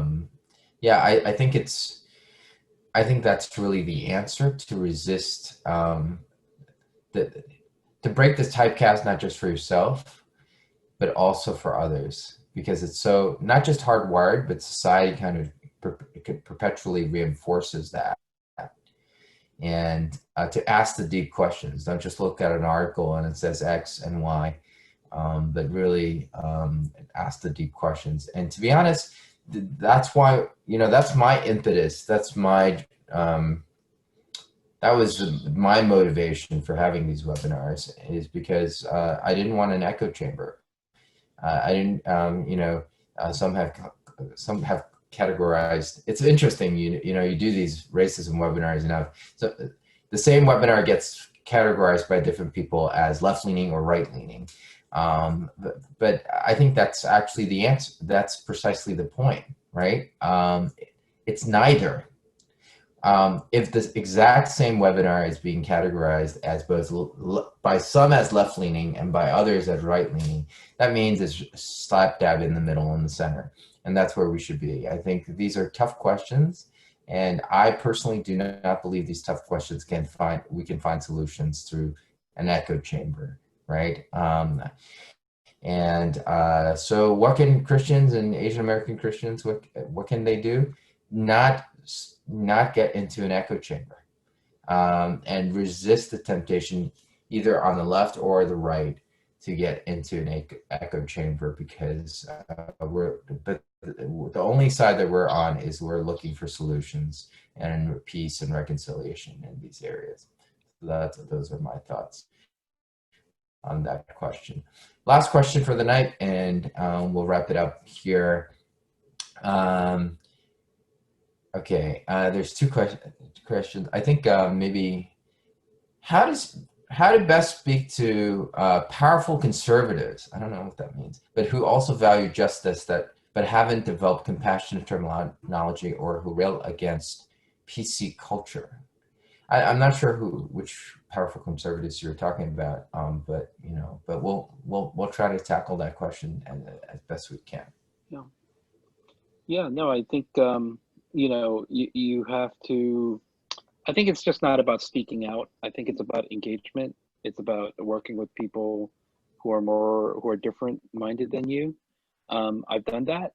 It's not easy, but you have to engage people in order to change them, and also be open to being changed yourself, possibly. You could fail. I've worked in community organizations where it was a Chinese American organization, so that was a unifying element, but then there were liberals, middle of the road people, and conservatives. It eventually didn't work for me. The conservatives were not that changed by me, but it was a good 2 or 3 year effort for me to talk to them, to tell them where I was coming from. There were some things on which we agreed. There were some things on which we disagreed, but I thought it was important for me to work across these political differences, because I don't like these political differences. They don't make any sense to me, when it comes to working through these issues, because they can be complicated, difficult, and come out in ways you don't expect. So I think that, that's my personal way of dealing with it. Not to speak out against it, because that might not do much good. But if you actually want to change minds, you have to have people's trust. You have to be able to be friends and to not sort of create enemies because they believe something politically than you. Yeah, and I can speak to the PC culture aspect of it a little bit. I think what's interesting about that debate is that certainly, I think folks on the conservative side of the spectrum, to my perception, also have a PC culture, but just don't realize it. And PC is, at the end of the day, simply a stand-in for, rules about social, courtesy and, what is a polite thing to say to people. But if you don't agree with those, whichever of those rules you don't agree with, you label that, well, that's PC culture, right? That's political correctness run amok. But the ones that you do agree with, you say, well, that's, that's just what it means to be polite in society and to be respectful to people and to address people respectfully. So what this really is a debate about, or a fight over, is, what do we as a society consider to be, a way of addressing each other, a way of speaking to each other that is mutually respectful, right? And that includes everybody into the same community, into the same society. And there have been a lot of different taboos, right, that conservatives have held on to for a very long time, right? Whether it's, tending to criticize, shutting down criticisms of, revered institutions like the military, or of the police, as we're seeing now, right? That's also, that is very much a form of PC, right? If you're going to say, no, that's a disrespectful way of talking about people, right? And all of that stuff, that's exactly what that is. And so, when they say, well, you're trying to impose a PC culture on the rest of our language, by saying that people should be addressed a certain way, that you shouldn't use certain terms, that have very dark legacies, right? Bad histories and bad connotations. That's just another sort of addition to this code of rules about what constitutes respectful dialogue in our society. But the key thing about that is, the question is, who has been writing those rules, right? And those are the changes that we've been seeing. Somebody's written those rules at any given point in history. But at some point, the pool of people who had the power to actually write those rules in society and determine what constitutes respect and what doesn't was a very, very narrow pool of people. And what we're trying to do now is expand that pool of people who actually have a voice in determining what it means to be treated with dignity and respect in society. And as that pool widens, those rules are naturally going to shift and they're naturally going to change, right? Yeah. So that's what the term of, those are what the terms of the debate are right now. And I think for anybody who has your conservative friends who, you're trying to talk to about these issues, I think that's the thing that is worth reminding them on. Yeah, I would just say that, for the record, I don't pick panelists based on their religious or political affiliation.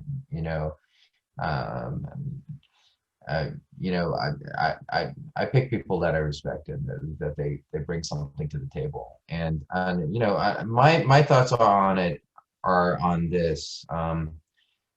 This is a quote from former president of Harvard University, Drew Gilpin-Faust, at the bicentennial of Harvard Law School, and her remarks there. And she quotes this quality that allows us to engage fully, to argue forcefully, and listen generously without taking offense, to come alive to the clash of ideas and find friendship and even common purpose over divergent views. I think that's an ideal, and I think that's a good kind of rubric to work with when engaging with someone who has maybe different views than you. And I would avoid labels. I mean, obviously, okay, some people are more conservative than others, and some people are more liberal.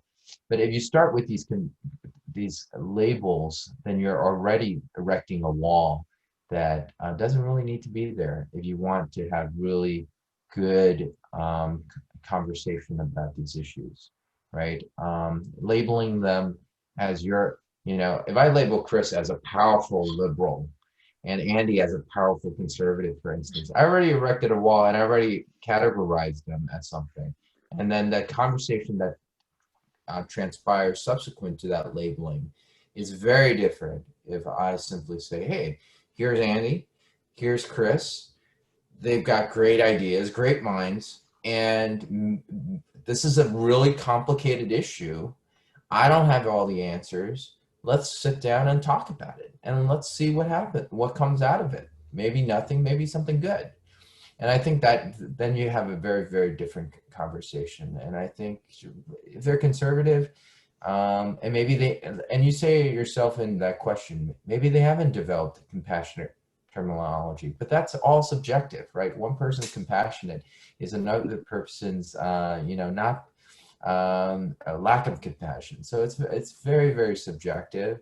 And I would just, to be honest, I would just try to avoid that if you want to really, but be willing to clash with ideas, but not take personal offense at that. It's their ideas. They're entitled to those ideas. That's what makes America great, right? That we tolerate people. Hopefully we still tolerate people of different ideas in a different room. Anyways, that wraps it up for us, promptly at 11 o'clock.